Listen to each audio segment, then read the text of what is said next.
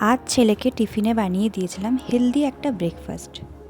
আমি আগের দিন রাত্রে ছোলা, বাদাম আর গোটা মুগ বা সবুজ মুগ যেটাই বলো না কেন একটু ভিজিয়ে রেখেছিলাম।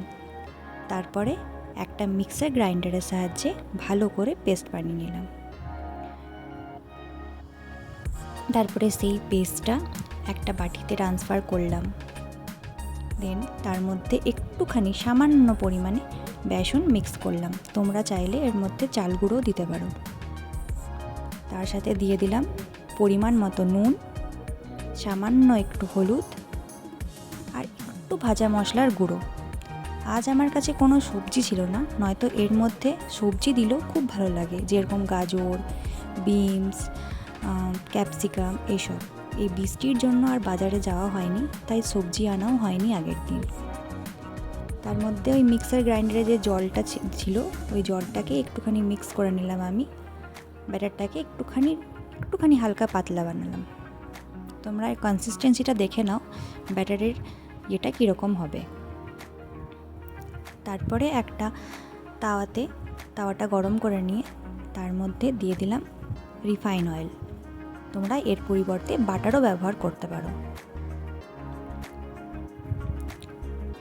তারপরে তেলটাকে চারিদিকে তাওয়াতে স্প্রেড করে ওই ব্যাটারটা একটু একটু করে গোল করে সাইডে দিয়ে দেবো, ছড়িয়ে দেবো, যাতে খুব মোটাও না হয় আবার খুব পাতলাও না হয়।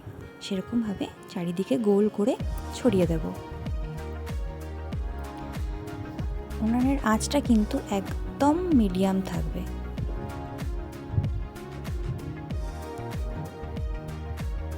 এরকম একটা দেখতে হয়ে গেলে পরে আমি ওটাকে হালকা হালকা করে খুন্তির সাহায্যে পাল্টে দেব।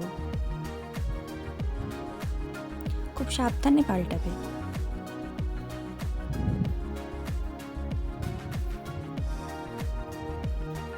এই ব্রেকফাস্টটা খুবই হেলদি হয়। এর মধ্যে ছোলা, মুগ ডাল, যেগুলো আমাদের বাচ্চাদের বোন স্ট্রং করতে খুব সাহায্য করে। এরকমভাবে আমি আরও এক দুটো বানিয়ে নেব।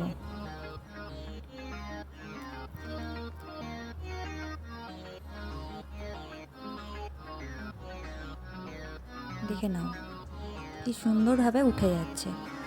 গ্যাসের ফ্লেমটা মিডিয়ামে রেখে করবে, দেখবে একটুও তলাতে লাগছে না, সুন্দরভাবে উঠে যাচ্ছে। খুব তাড়াহুড়ো করার দরকার নেই। ব্যাস রেডি আজকের মুগ ডালের ছিলা। একটু টমেটো কেচাপের সাথে আমি এই ছিলাগুলো সার্ভ করেছিলাম।